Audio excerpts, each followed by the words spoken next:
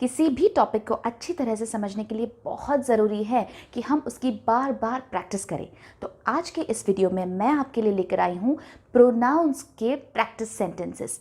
इस सेंटेंसेस में हम जानेंगे कि कितने अलग अलग तरीके के प्रोनाउंस हम किन किन अलग अलग सिचुएशंस में यूज़ कर सकते हैं। ये प्रैक्टिस सेंटेंसेस हमने फर्स्ट पर्सन, सेकेंड पर्सन और थर्ड पर्सन के पॉइंट ऑफ व्यू से बनाए हैं ताकि आपको हर सिचुएशन में कौन सा प्रोनाउन कहाँ किस तरह से यूज़ करना है ये अच्छी तरह से समझ आ जाए। अगर आप मेरा वीडियो पहली दफ़ा देख रहे हैं तो इस चैनल को ज़रूर सब्सक्राइब कीजिए। यहाँ पर हम स्पोकन इंग्लिश और इंग्लिश ग्रामर से रिलेटेड टॉपिक की प्रैक्टिस करते हैं। अब जो टॉपिक्स आप इन वीडियोज़ में देख रहे हैं उनसे रिलेटेड नोट्स आप पा सकते हैं हमारी वेबसाइट पर। हमारी वेबसाइट का एड्रेस है www.propersonify.in। प्रोनाउंस इस टॉपिक की नोट्स भी अवेलेबल हैं इस वेबसाइट पर और इसकी लिंक मैंने नीचे डिस्क्रिप्शन बॉक्स में डाल दी है, तो आप एक बार ज़रूर इसे ओपन करके देखें। तो चलिए आज की वीडियो की शुरुआत करते हैं।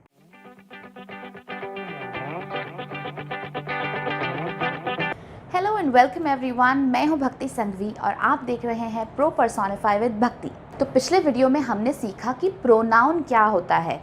इसी के साथ हमने प्रोनाउन के अलग अलग उदाहरण देखे।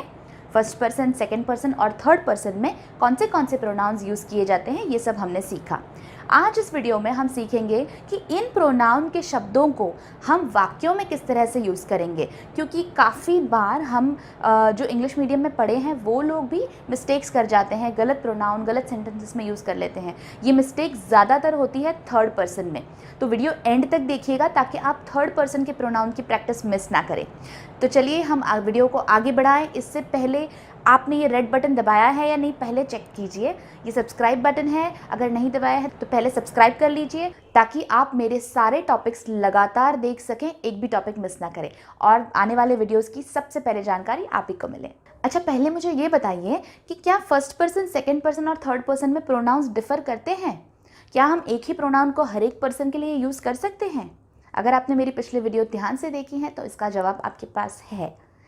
देखिए, प्रोनाउन जो होता है ये मेन वर्ड है जिससे कि हमें पता चलता है कि बात कौन कर रहा है।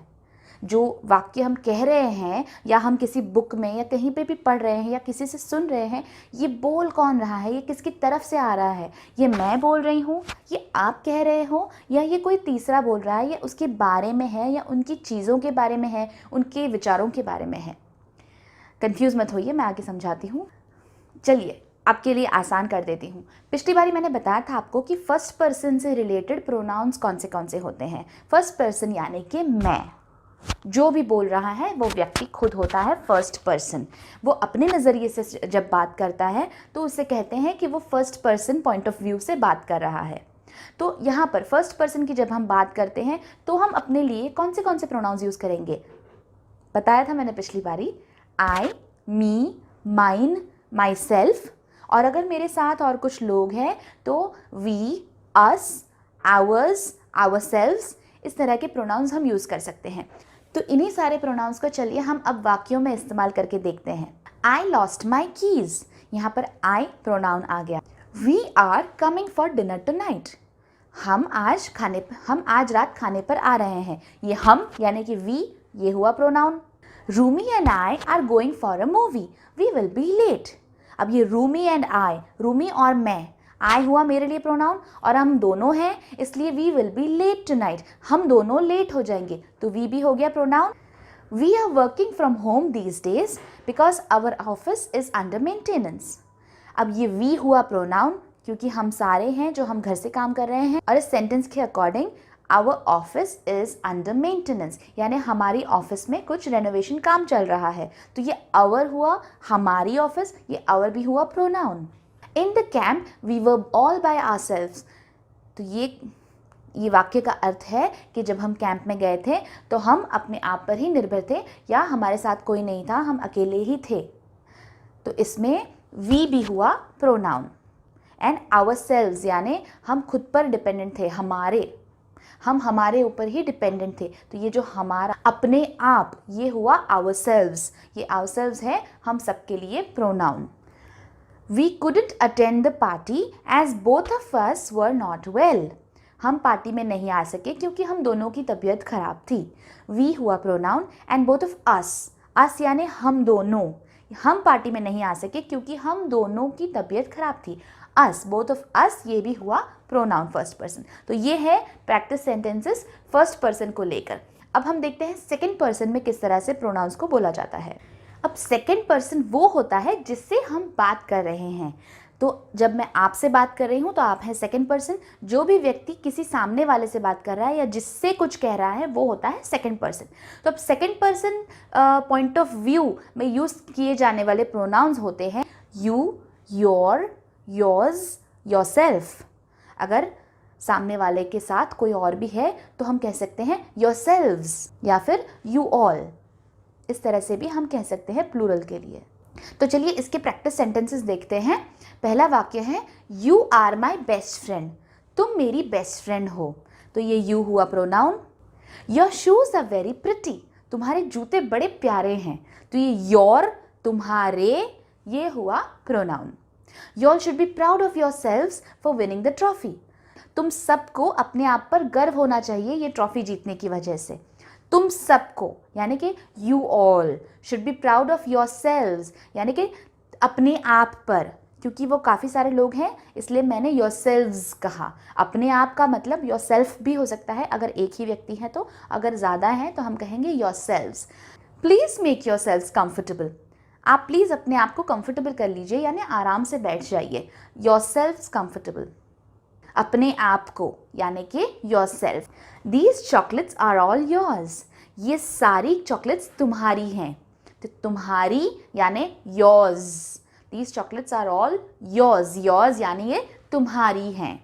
तो ये हुए सेकंड पर्सन के प्रोनाउंस। अब चलिए देखते हैं थर्ड पर्सन के प्रोनाउंस को किस तरह से वाक्यों में यूज़ करते हैं। अब ये थर्ड पर्सन होता है ना मैं ना आप, ये होता है कोई तीसरा जिसके बारे में हम बात कर रहे हैं। यानी कि ये कोई मेल है, फीमेल है या ये कोई चीज़ भी हो सकती है या ये एक से ज़्यादा लोग भी हो सकते हैं। अब ये थर्ड पर्सन के प्रोनाउंस जो है ये कुछ फर्स्ट और सेकंड पर्सन से थोड़े अमाउंट में भी ज़्यादा होते हैं और बहुत चांसेस होते हैं कि काफ़ी लोग ये थर्ड पर्सन के प्रोनाउंस को लेकर मिस्टेक कर देते हैं। तो डेफिनेटली इसको एंड तक बहुत ध्यान से सुनिए ताकि आप भी ऐसी कोई मिस्टेक ना करें। अब थर्ड पर्सन के लिए हम कौन से प्रोनाउंस यूज़ करेंगे, पहले हम देखते हैं थर्ड पर्सन सिंगुलर के लिए, मेल के लिए या मैस्कुलाइन जेंडर के लिए हम यूज़ कर सकते हैं ही, हिज, हिमसेल्फ, ही, हिज, हिम, हिमसेल्फ। अगर वो लेडी है, फेमिनाइन जेंडर है, तो हम यूज़ कर सकते हैं शी, हर, हर्स, हरसेल्फ। अगर ये ना मैस्कुलाइन है ना फेमिनाइन है यानी ना मेल है ना फीमेल है, ये कोई चीज़ है जिसका कोई जेंडर नहीं है, तो हम कह सकते हैं इट या इटसेल्फ या इट्स। ये इट्स होता है इट इज़ का शॉर्ट फॉर्म, कॉन्ट्रैक्शन। अब third person plural, third person में जब एक से ज़्यादा लोग होते हैं तो हम कौन से प्रोनाउंस यूज़ कर सकते हैं। हम इस्तेमाल कर सकते हैं they, their, theirs, themselves. They, them, their, theirs and themselves. अब ये सारे प्रोनाउंस को मैंने सारे प्रोनाउंस को मैंने ऑलमोस्ट सभी को सेंटेंसेस में इंक्लूड करने की कोशिश करी है। इसमें फर्स्ट और सेकंड पर्सन के प्रोनाउंस भी आ जाएंगे, तो मैंने सारे प्रोनाउंस को हाईलाइट किया है। अब इस थर्ड पर्सन के जो मैं एग्जांपल्स दिखाने जा रही हूँ, इसकी आप चाहो तो स्क्रीनशॉट ले लो या फिर आप डेफिनेटली वेबसाइट पर जाके एक बारी पढ़ लो तो आपको बेहतर समझ आएगा, क्योंकि सिर्फ सुनने या देखने से नहीं बल्कि पढ़ने से भी और ज़्यादा चीज़ें अच्छी तरह से समझ में आती हैं। तो प्लीज़ बहुत ध्यान दीजिएगा, मैंने सेंटेंसेस थोड़े बड़े बनाए हैं ताकि इसमें मैं ज़्यादा से ज़्यादा प्रोनाउंस ले सकूं। तो पहला एग्जाम्पल है Arjun is my neighbour, his house is just next to mine, he loves cricket, he was looking for a cook for himself. अब इस एक एग्जाम्पल में कितने सारे प्रोनाउंस आ गए, मैंने ये सारे प्रोनाउंस हाईलाइट किए हैं। आप प्लीज़ प्रैक्टिस के लिए चाहिए तो इसका स्क्रीनशॉट ले लीजिए ताकि आप ये सारे देख सके बार बार कि ये सारे प्रोनाउंस हैं। माई हुआ प्रोनाउन, ये मेरा फर्स्ट पर्सन हुआ। थर्ड पर्सन का प्रोनाउन इसमें है his house is next to mine. ये ही, हिमसेल्फ, ये सब हुआ थर्ड पर्सन बॉय के लिए या मेल के लिए। इसमें दूसरे भी काफ़ी प्रोनाउंस आ गए। His house is next to mine, mine हुआ मेरे लिए, फर्स्ट पर्सन के लिए प्रोनाउन। अब दूसरा एग्जाम्पल देखते हैं। Seema is my cousin, she is an amazing cook, Her recipes are amazing. She cooks all her meals by herself. यानी कि सीमा मेरी कज़न है, वो एक बहुत ही अच्छी कुक है, उसकी रेसिपीज़ बहुत ही बेहतरीन होती है और वो दिन के सारे मील्स अपने हाथों से ही पकाती है. The pancakes of hers just melt in my mouth. वो जो पैनकेक्स बनाती है वो तो मेरे मुंह में घुल ही जाते हैं. तो इस एक वाक्य में कितने सारे प्रोनाउंस, इस एक उदाहरण में कितने सारे प्रोनाउंस आ गए. सीमा इज़ माई कज़न, माई ये तो फर्स्ट पर्सन का हुआ, चलो. शी हुआ थर्ड पर्सन का pronoun, she is an amazing cook. Her recipes, उसकी रेसिपीज़ यानी हर हुआ. She कुक्स all her meals bye her self, वो अपने सारे वक्त का खाना खुद ही बनाती है. बाय हर सेल्फ यानी खुद ही. इसके बाद आया द पैनकेक्स ऑफ हर्स, यानी जो पैनकेक्स वो बनाती है वो तो मुंह में घुल जाते हैं. तो इसे हम इंग्लिश में किस तरह से कहेंगे, द पैनकेक्स ऑफ हर्स. तो ये मैंने सारे ज़्यादातर प्रोनाउंस फेमिनाइन जेंडर के इसमें इंक्लूड कर लिए हैं. अब अगला एग्जाम्पल देखते हैं. थर्ड एग्जाम्पल है किसी चीज़ के बारे में. पहला एग्जाम्पल था मैस्कुलाइन जेंडर के बारे में, मेल के बारे में. दूसरा एग्जाम्पल था फीमेल के बारे में यानी कि फेमिनाइन जेंडर के बारे में. अब तीसरा एग्जाम्पल हम किसी चीज़ को लेकर रहते हैं यानी न्यूट्रल एग्जाम्पल है. My house needs a makeover. मेरे घर को एक मेकओवर की ज़रूरत है यानी एक बदलाव की ज़रूरत है. It was painted 10 years ago. इसे 10 साल पहले हमने पेंट कराया था. इट वॉज पेंटेड हाउस है इसलिए हम इट कहेंगे.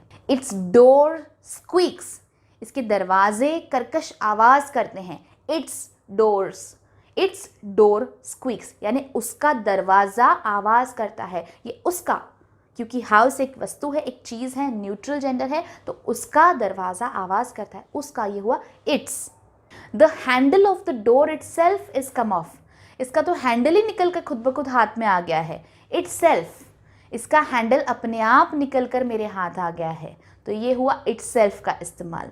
मुझे उम्मीद है मैंने ये एग्जाम्पल्स आपको बहुत ही बेहतरीन तरीके से बताए हैं, क्योंकि मैंने कोशिश की है कि सारे जेंडर्स के से रिलेटेड सारे ही प्रोनाउंस मैं एक ही एग्जाम्पल में इंक्लूड कर दूं ताकि आपको ज़्यादा से ज़्यादा क्लियरली समझ आए.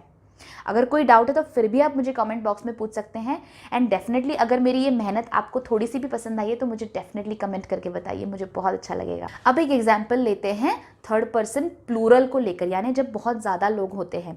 तो हम लेते हैं एग्जाम्पल स्टूडेंट्स का. Students were very happy today as their lecture was cancelled. आज जो विद्यार्थी है वो बहुत खुश थे क्योंकि उनका लेक्चर कैंसिल हो गया. So the students were very happy as their lecture. उनका लेक्चर कैंसिल हो गया था. ये हुआ उनके लिए pronoun. We had to send them early today. हमें आज उन्हें जल्दी भेजना पड़ा. उन्हें यानी सेंड देम, देम हुआ pronoun. They were asked to do the project themselves. उन्हें कहा गया था कि वो अपने आप ही अपना प्रोजेक्ट बना लें. अपने आप ही, बहुत सारे लोग थे इसलिए देमसेल्व्स. थर्ड पर्सन प्लूरल को लेके सारे प्रोनाउंस एक वाक्य में डाले हैं. फिर से इन सारे वाक्यों को गौर से पढ़िए, थोड़ा कंसंट्रेशन से पढ़िए और समझिए. इसे दिमाग में उतरने दीजिए, इसे सिंक करने दीजिए और आप डेफिनेटली इस चीज़ को इतना अच्छी तरह से समझ जाएंगे कि फिर कभी आपको डाउट ही नहीं आएगा इस टॉपिक पे. आई बेट ऑन दैट.